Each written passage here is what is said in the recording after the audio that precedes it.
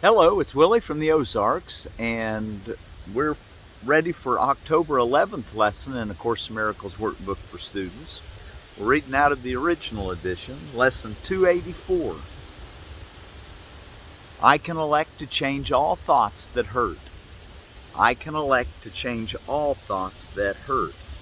Kind of a continuation of our last couple lessons. My true identity abides in you. I will not be afraid of love today, but particularly 281, I can be hurt by nothing but my thoughts. So we found out in lesson 281, we were reminded that only our thoughts could hurt us. And now today we're encouraged that we can change those thoughts. So I can elect to change all thoughts that hurt. Loss is not loss when properly perceived. Pain is impossible. Okay, loss is not loss when properly perceived. See how we need the miracle so we can have correct perception?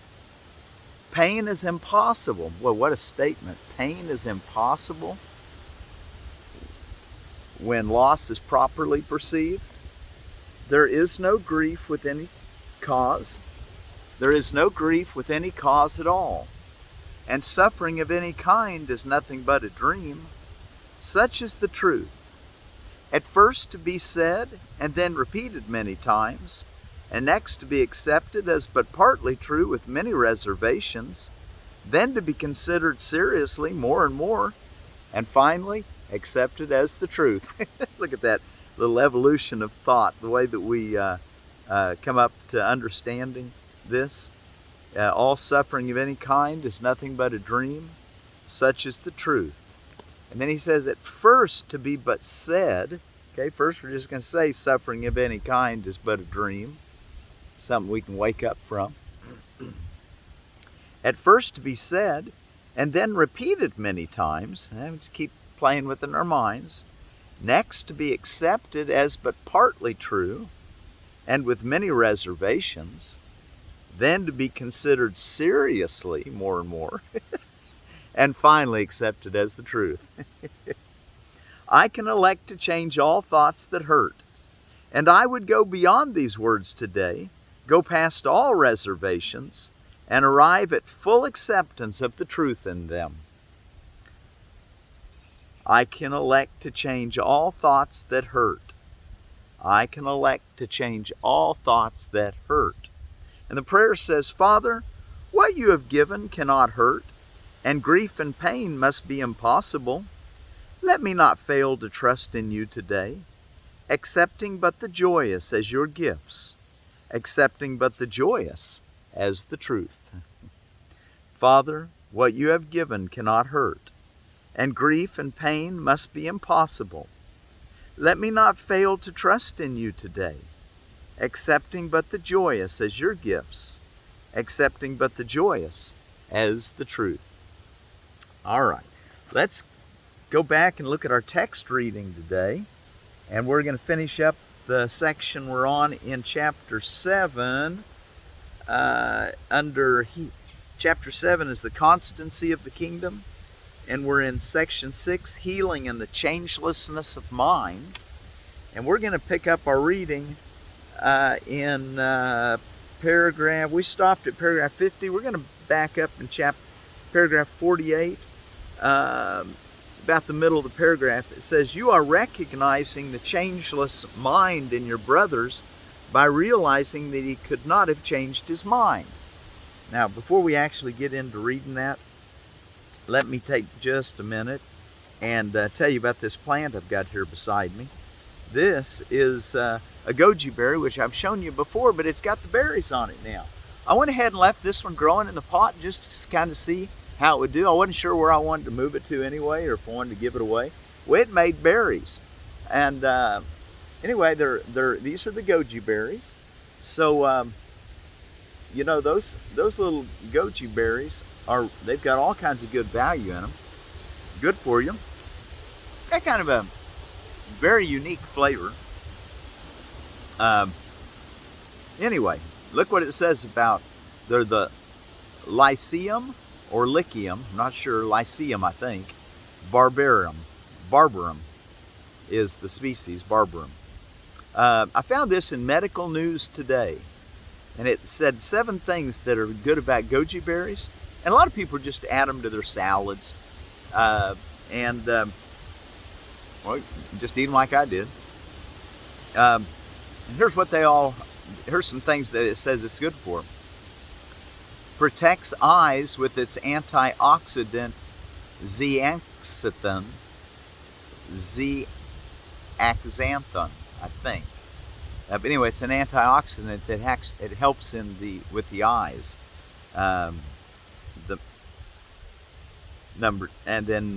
Provides immune system support, protects against cancer, promotes healthy skin, stabilizes blood sugar, improves depression, anxiety, and sleep, and prevents liver damage. So there's some things that the goji berry is good for. Here's some dried ones that just dried right on the plant. Anyway, I'm not sure. And here's a little fresh, little young green one that's coming on. Let me pull that up. So you got a whole range of them on here. That's that little green one there, and of course there's the berries. All right, so there's your goji berry, kind of a health berry. All right, let's in our reading now. You are recognized in the changeless mind in your brothers by realizing that he could not have changed his mind. Wow, there's how you recognize changeless mind in your brother. To recognize he could not have changed his mind. He has to be abiding in love. You just got to look beyond all the surface disturbance and see what's really there. That is how you perceive the Holy Spirit in him. It is only the Holy Spirit in him that never changes his mind.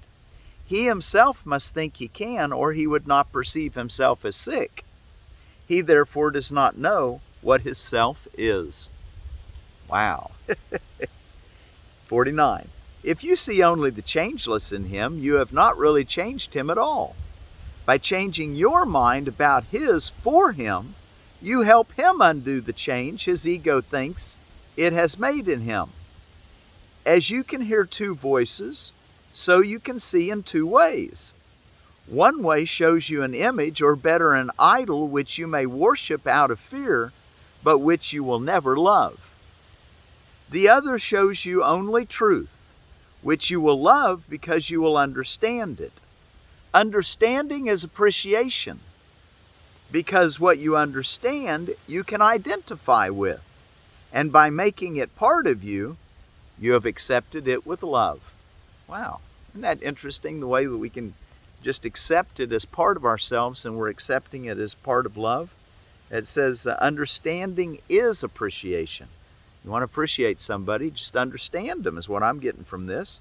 Because what you understand, you can identify with, and making it part of you, you have accepted it with love.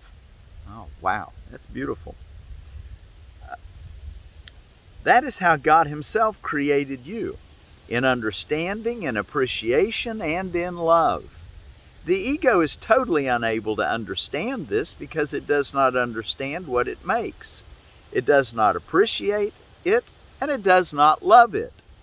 It incorporates to take away. It literally believes that every time it deprives someone of something, it has increased. We have spoken often of the increase of the kingdom by your creations, which can only be created as you were. The whole glory and perfect joy that is the kingdom lies in you to give. Do you not want to give it? Do you not want to give it? And the answer should be obviously no. Of course you want to give the very thing that made you. The love that made you, you now can give, is the way I like to think of it. 51. You cannot forget the Father because I am with you. I cannot forget him. To forget me is to forget yourself and him who created you. Our brothers are forgetful. That is why they need your remembrance of me and him who created me. Through this remembrance, you can change their minds about themselves as I can change yours. Your minds are so powerful a light that you can look into theirs and enlighten them, as I can enlighten yours. I do not want to share my body in communion, because that is to share nothing. Would I try to share an illusion with the most holy children of the most holy Father? Would I try to share an illusion with the most holy children of the most holy Father? Yet I do want to share my mind with you, because we are of one mind, and that mind is ours. Paragraph 52. See only this mind everywhere, because only this mind is everywhere and in everything. It is everything because it encompasses all things within itself. Blessed are you who perceive only this, because you perceive only what is true. Come therefore unto me and learn of the truth in you. The mind we share is shared by all our brothers, and as we see them truly, they will be healed. Let your mind shine with mine upon their minds, and by our gratitude to them, make them aware of the light in them. By our gratitude to them, we're going to make them aware of the light in them. I think there's a whole lot going on the non-physical, in causal reality. Whatever's going on at that cause and effect point when you have gratitude for somebody. I don't know everything, but one thing's obvious. When you have gratitude for someone, they sense that, notice it, see the way you treat them, the way you respond, your gestures, your tones, and they think to themselves, or even maybe it's just subconsciously, but they go, wow, I'm appreciated by this person. I must be okay. I must be good. They've accepted me. Well, maybe I can accept me. They've accepted me. And the light comes on. All right? See only this mind everywhere, because only this is everywhere and in everything. It is everything because it encompasses all things within itself. Blessed are you who perceive only this, because you perceive only what is true. Come therefore unto me and learn of the truth in you. Wow. Come therefore to me and learn of the truth in you. The mind we share is shared by all our brothers, and as we see them truly, they will be healed. Let your mind shine with mine upon their minds, and by our gratitude to them, make them aware of the light in them. At 53. This light will shine back upon you and on the whole sonship, because this is your proper gift to God. This is your proper gift to God. Wow, this is so beautiful. Having gratitude for the changelessness in your brothers and sisters. He will accept it and give it to the sonship, because it is acceptable to him and therefore to his sons. This is the true communion of the Spirit, who sees the altar of God in everyone, and by bringing it to your appreciation, calls upon you to love God and his creations. You can appreciate the sonship only as one. You can appreciate the sonship as you see everything as part of the sonship. This is part of the law of creation, and therefore governs all thought. Okay, we're making some good progress here. Tomorrow we'll be ready for From Vigilance to Peace. I hope you're following along. Hey, listen, I wanted to mention to you that if I almost didn't get it uploaded last night till about 11:30, which is, I try to get it done early in the day before, but it was almost midnight, and I thought, and it was loading so slow, I thought, well, it may not even load up before midnight, or maybe late in the morning. I don't know. Brought me up the memory of, or a thought that I wanted to make sure that you remember, or that if you haven't considered it, don't wait for me to do these lessons. And I'm kind of giving you a little format. It'll take you about 20 minutes, probably less, but about 20 minutes if you read it out loud, to do what I'm doing. To read your lesson, then go back and read a page in the text, come back and read the chapter page today we're getting ready to read What is the World? Or no, What is the Holy Spirit? And then read the lesson one more time. That works really nice for the second part of the book. If you're in the first part of the book, you might read less of the text and just read the workbook for students. On days that the text that the workbook lesson's short, read a little more out of the text if you want. But that's how I would approach reading A Course in Miracles. If you do it out loud, your whole family gets to hear it. The vibrations that it's in, now the Course doesn't actually say this, but I have felt this a lot, that when I read this out loud, it seems like the healing of the arrangement of the words, not in any way hokey pokey. I'm not sure what word that, there's nothing funny going on. It's just vibration. It's wholeness. It's healness. It's it's healing, and it seems to go out and heals that which is around it, wherever it's in the earshot, with your own body, other people's being. I'm not sure body's the best term, but their self and yourself. So reading it out loud, I'm really convinced that children probably will get this once they understand the terms even better than adults, or as good. I shouldn't say really better, but there's no reason why they can't get this too. They might be maybe a little older before they really get it clearly. They don't need it when they're real little because they live it. Or somewhat, a little alloyed, as Paramount's Yogananda said. We're all steel, a little alloyed. They take iron, a little alloyed, and mix it with other metals, nickel or copper or whatever, and makes different types of steel. Well, Paramount's Yogananda said that in this world we're like steel. We're iron that's a little alloyed with other metals. That's a nice way to look at it. So, okay, well, let's take a look at, anyway, what is the Holy Spirit, what we're going to look at. But before I go on, one more thing. I just want you to really know that you can do these lessons even if I don't come on the air. For some reason, the internet goes down or something happens and I can't get it uploaded or just whatever. Something happens to me in this physical incarnation. Don't let that stop you a bit. Just just move right along. Just keep doing your lesson, reading the manuscript, reading the text, get through it, and just keep it going. Is what I'm trying to say. All right, what is the Holy Spirit? The Holy Spirit mediates between illusions and the truth. As he must bridge the gap between reality and dreams, perception leads to knowledge through the grace that God has given him, to be his gift to everyone who turns to him for truth. Across the bridge that he provides, our dreams all carried to the truth, to be dispelled before the light of knowledge.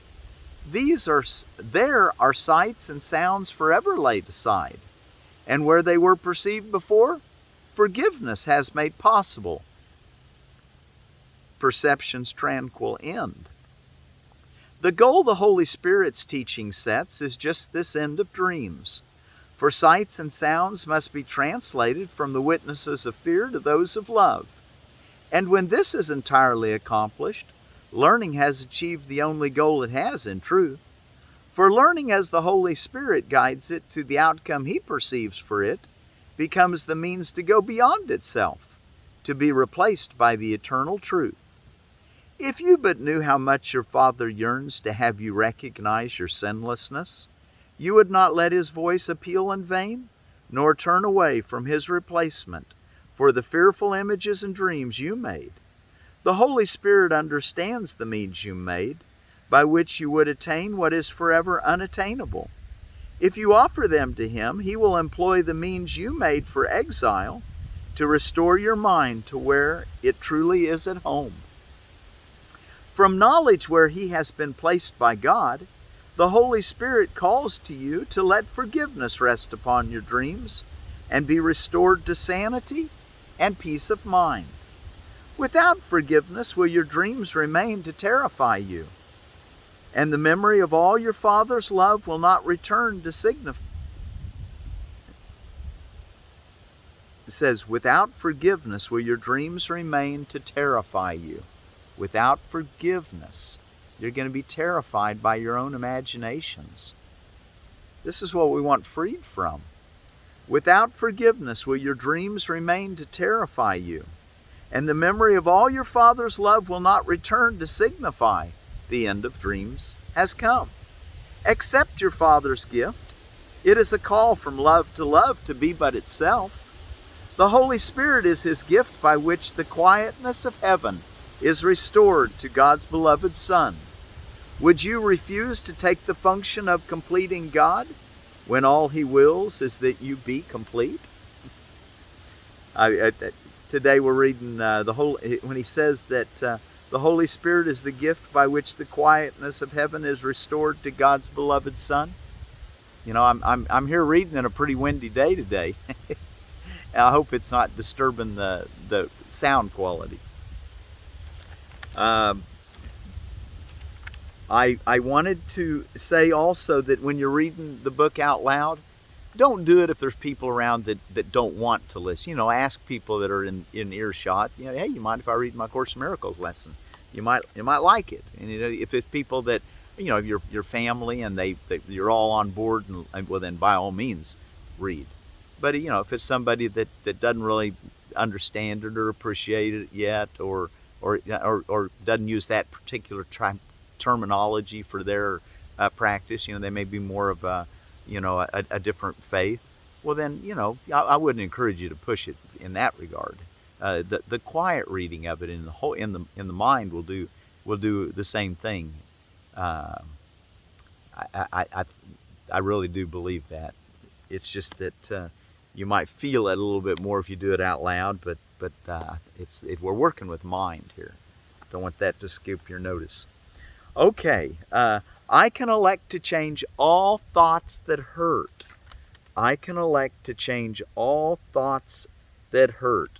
It reminded me of that next to last sentence or the next to last paragraph in What is the Holy Spirit? Without forgiveness will your dreams remain to terrify you, and the memory of all your Father's love will not return to signify the end of dreams has come. Well, we can have the end of dreams come. We can have at least an alleviation of painful thoughts by practicing forgiveness. And as we accept it more and more, eventually we'll accept it completely. I mean, that's what it even says that in our lesson today. Let's read it again. I can elect to change all thoughts that hurt. Loss is not loss when properly perceived.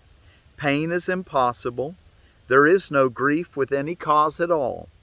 And suffering of any kind is nothing but a dream. Such is the truth. At first to be but said, and then repeated many times, and next to be accepted as but partly true with many reservations, then to be considered seriously more and more, and finally accepted as the truth. I can elect to change all thoughts that hurt. And I would go beyond these words today, go past all reservations, and arrive at full acceptance of the truth in them.